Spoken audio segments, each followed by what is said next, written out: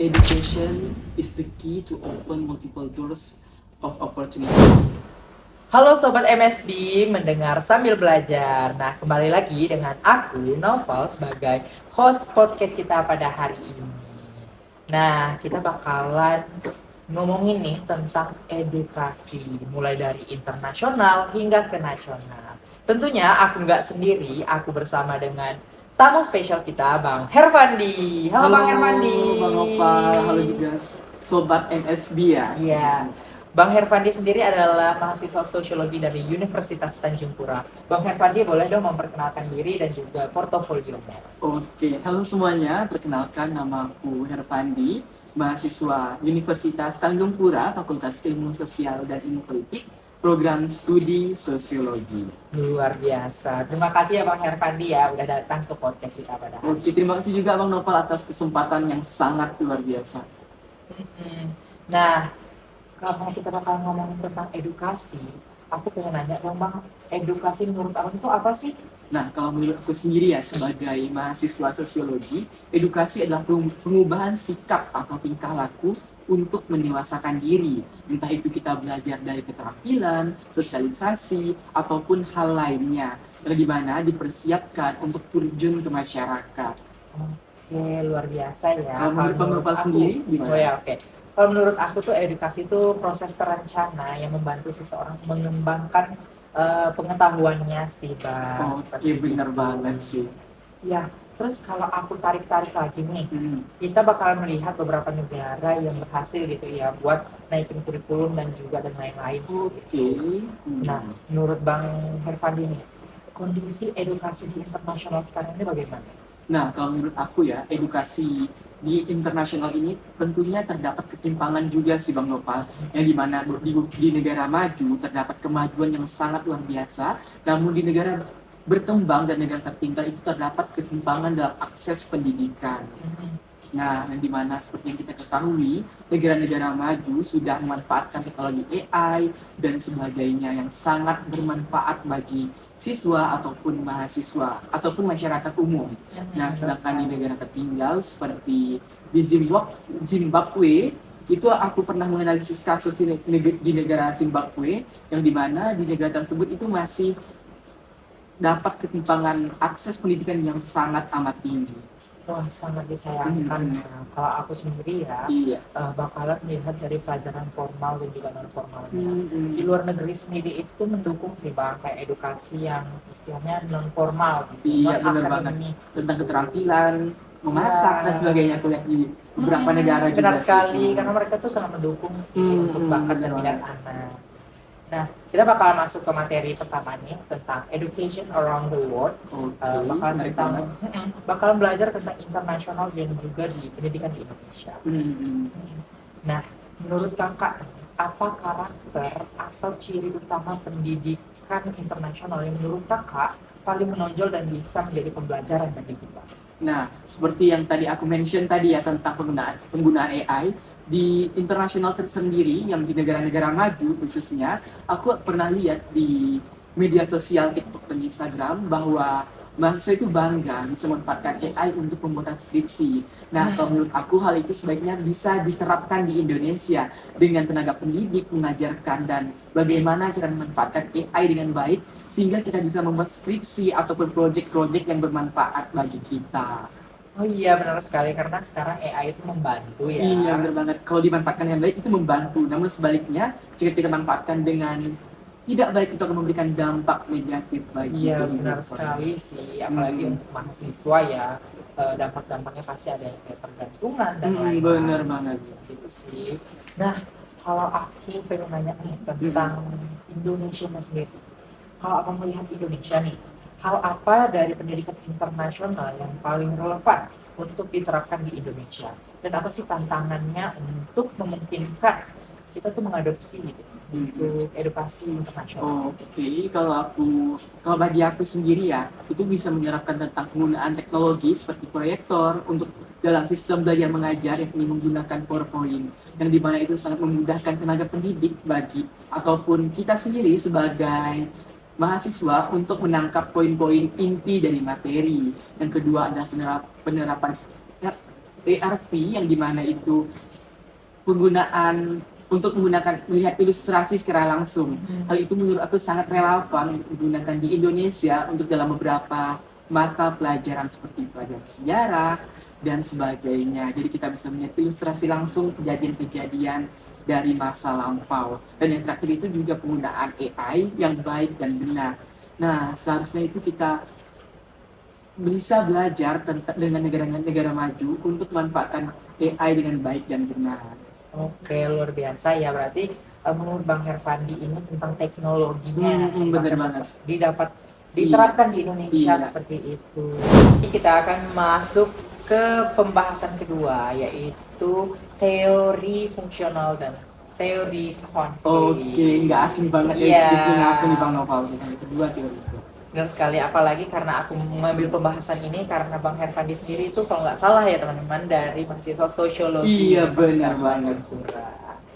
Nah, dalam ilmu sosialnya Bang ya, pendidikan sering dikaji menggunakan teori fungsional struktural dan teori konflik.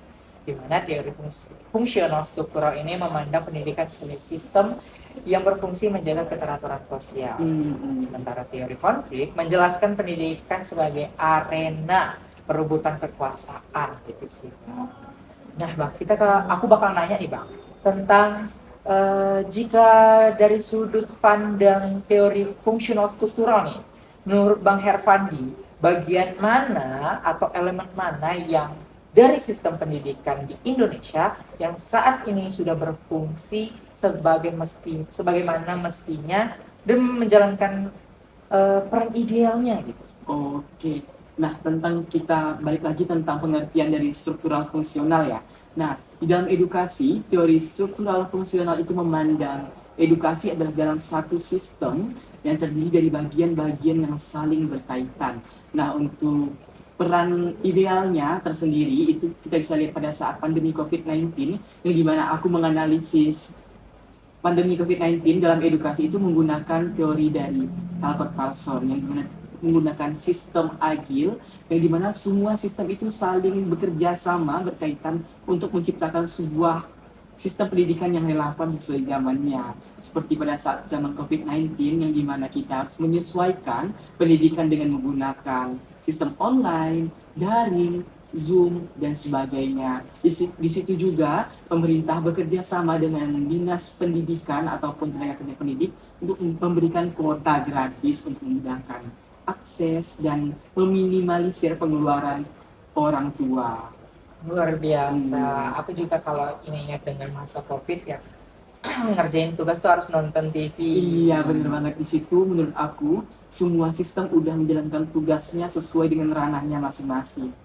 Seperti kayak ranah sosial ya, udah bekerja masing-masing gitu ya, tapi itu saling melengkapi dalam Iya, fungsional benar struktural. banget. Dengan tujuan yang sama untuk menciptakan pendidikan yang ideal. Oke, kalau sebaliknya nih, kita kan bakalan bicara nih tentang teori konflik gitu. Oke, dan konflik Iya. Nah, jika menggunakan teori konflik sebagai kayak kalau anak sosial ya pasti menjadi kayak pisau penelitian paling tajam ya teori konflik ini. Sektor atau aspek pendidikan mana yang di Indonesia paling menunjukkan adanya ketimpangan atau tidak meratanya akses? Nah, seperti kita kembali lagi ya Bang Noval ya kepada pengertiannya teori konflik adalah medan pertempuran bagi orang yang memiliki kekuasaan dan tidak memiliki kekuasaan. Nah, untuk ketimpangan tersendiri mungkin dalam akses fasilitas yang didapat, yang dimana kita bisa lihat di beberapa sekolah swasta itu lebih fasilitas dan mata pelajarannya lebih lengkap dibandingkan orang yang menuntut pendidikan di negeri. Nah, di situ akan menimbulkan akses kesenjangan bagi orang yang memiliki kekuasaan dan tidak memiliki kekuasaan. Tapi nggak memungkinkan juga ya untuk anak negeri gitu. Iya, bener banget sih Bang Noval, sebagai anak negeri ya. Kalau aku sendiri itu untuk mengembangkan keterampilan dan potensi dalam diri aku itu mengikuti berbagai seminar, pelatihan, workshop, dan sebagainya. Menurut aku itu sangat bermanfaat bagi aku tersendiri karena aku bisa menambahkan ilmu dan mengembangkan potensi yang ada dalam diri aku. Berarti Bang Herfandi ini dari semester 1 udah aktif ya? Atau dari SMA Bang? Dari SMA udah mulai sih, tapi di kuliah ini lebih mempertajam lagi sih Bang. Oh luar biasa ya. Oke Sobat MSB, kita udah di penghujung pembahasan. Oke, nggak terasa banget ya Bang Nopal ya. Iya, kita bakalan bahas tentang student with disabilities and equal education issues. Oke, menarik banget sih Bang Nopal yang untuk dibahas nih, part terakhir nih. Mhm. Jika kita menarik benang merah nih ya dari materi pertama dan kedua, kita melihat bahwa pendidikan di berbagai negara maupun di Indonesia masih menghadapi persoalan kesetaraan.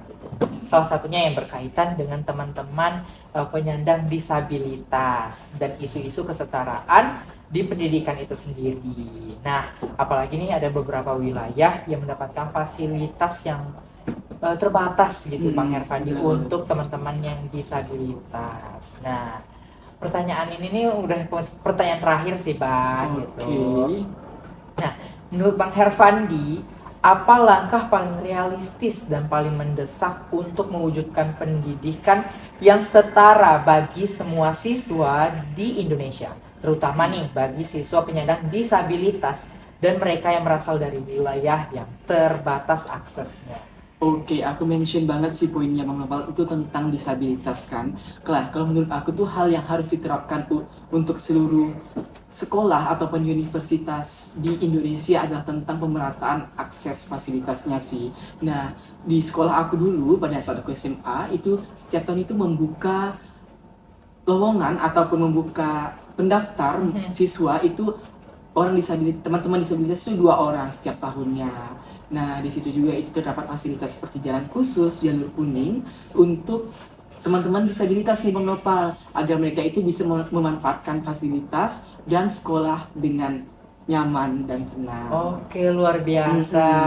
Kalau dari kampus Bang Herfandi sekarang ini kayak gimana Bang Herfandi? Nah, kalau di kampus sendiri ya itu udah cukup baik sih Bang Nopal, yang dimana terdapat toilet khusus teman-teman disabilitas, terdapat jalur juga untuk teman-teman yang disabilitas. Jadi teman-teman disabilitas itu jangan takut untuk menuntut pendidikan ataupun meraih edukasi setinggi-tingginya, karena teman-teman disabilitas itu juga orang yang sama, setiap ada kekurangan pasti ada kelebihan yang dimilikinya. Iya, pastinya mempunyai kesempatan yang sama gitu ya. Bener untuk banget sih teman-teman Bang Nopal, lainnya, jangan gitu. pernah minder.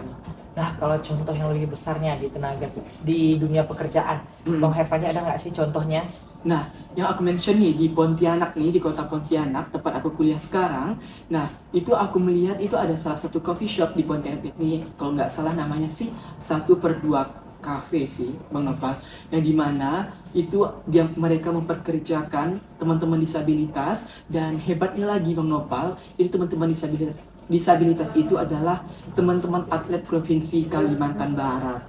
Nah, Oh gitu ya Bang Herfandi ya, berarti sekarang ini akses untuk orang-orang teman-teman disabilitas untuk di dunia kerja tuh udah ada gitu ya. Iya, aku juga ada lihat di Instagram ataupun di TikTok itu ada postingan yang dimana itu salah satu coffee shop yang memperkerjakan teman-teman Down syndrome Bang Nopal. Oh begitu ya Bang Herfandi ya, berarti Bang Herfandi udah ada contohnya gitu ya, udah pernah melihat gitu ya teman-teman disabilitas tuh mempunyai kesempatan yang sama gitu ya, mau di dunia kerja, mau di dunia pendidikan dan lain-lain. Gitu. Oke, terima kasih Bang Herfandi atas pandangannya dan juga pendapat Bang Herfandi tentang teman-teman disabilitas dan isu-isu kesetaraan gitu. Nah, kita bakal masuk ke Q&A di mana kami udah mengkeep nih Bang 2 pertanyaan untuk Abang gitu. Nah, dari Kak Alia, kalau pendidikan di masa depan sepenuhnya nih berbasis teknologi, misalnya sekolah hanyalah VR dan juga AI gitu. Menurut Bang Herfandi, apa keuntungan besar dan juga apa sih resikonya gitu?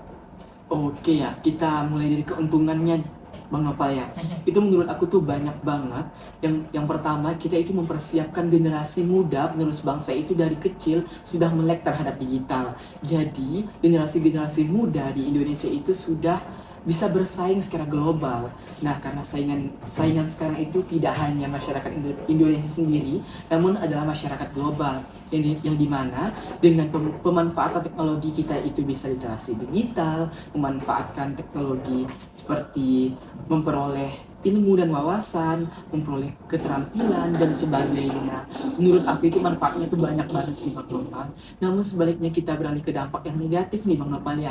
Dampak negatifnya juga banyak seperti ketergantungan, kita itu bisa brain rot juga jika tidak diawasi oleh orang-orang dewasa dalam penggunaan teknologi. Itu seperti yang anomali-anomali itu Bang Nopal ya. Iya, Kita bisa lihat benar-benar. itu bisa merusak otak, brain rot banget sih Bang Nopal. Iya benar sekali ya. Yang aku tangkap dari Bang Herfandi, kalau kita mengambil dari keuntungannya, ya, kebesarannya lah untuk istilahnya untuk teman-teman di masa depan itu ya. Pastinya teman-teman tuh mempunyai akses kayak menyampaikan idenya gitu ya Bang. Udah ada bisa dibantu dengan AI gitu. Tapi kalau resikonya itu ketergantungan. Nah, menurut aku kalau teman-teman itu nggak mau jadi kayak ketergantungan ya teman-teman menggunakan AI itu tetap dibaca. Iya gitu. bener banget sih, kita itu boleh menggunakan AI tapi kita itu harus berpikir kritis juga Bang Nopal. Iya, jadi tidak mengurangi cara berimajinasi teman-teman Bener terkait banget. isu yang teman-teman bahas gitu.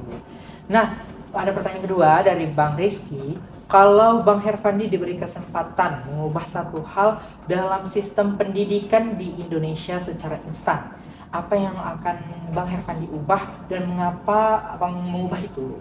Nah, yang terutama sih adalah tentang untuk diubah ya, itu adalah pemerataan sistem teknologi sih Bang Nopal ya, karena aku dari tadi itu membahas tentang teknologi kan ya. Dan menurut aku kalau aku bisa bertindak secara nyata, aku tuh ingin memeratakan di seluruh sekolah ataupun kampus di Indonesia itu tentang pemerataan sistem teknologi, karena menurut aku itu menyebabkan kita menjadi lebih maju dan berdaya saing global dibandingkan kita masih belajar secara manual. Itu memperlambat kita untuk mengakses segala sesuatu. Iya benar sekali ya Bang Herfandi ya. Nah aku pengen berterima kasih kepada teman-teman penanya, kepada Iya. Bang Herfandi. Boleh dong kasih kata-katanya untuk teman-teman kita ini yang udah bertanya. Oke, aku sebelumnya itu aku mengucapkan terima kasih ya kepada Bang Rizky ya, Iya. sama Kak Alia itu udah atas pertanyaan yang sangat luar biasa. Mungkin pertanyaan aku kurang jelas, itu teman-teman bisa DM saja Bang Nopal atau DM aku Iya. langsung di Instagram. Nah, mungkin aku bakal tutup dengan speech si Bang Nopal. Nah, tentang edukasi nih ya. Education is the key to open multiple doors of opportunity, the power that no one can take away from us, and the solution to feel more empower and transform. Menurut aku tuh edukasi itu sangat penting bagi seluruh negara, karena dengan adanya edukasi itu akan menciptakan sumber daya manusia yang berkualitas untuk keberlangsungan warga dan seluruh negara yang ada di dunia. Oh my god, terima kasih Bang Herfandi. Oke, makasih juga Bang Nopal. Ini kesempatan yang sangat luar biasa bagi aku, karena ini adalah first experience aku jadi pengisi podcast. Oke, luar biasa ya teman-teman dari pandangan Bang Herfandi dan juga kata-kata Bang Herfandi. Aku sampai merinding loh teman-teman. Jangan jadi jujur. orang Pak. Nah, nggak terasa Bang Herfandi udah di penghujung podcast kita pada hari ini.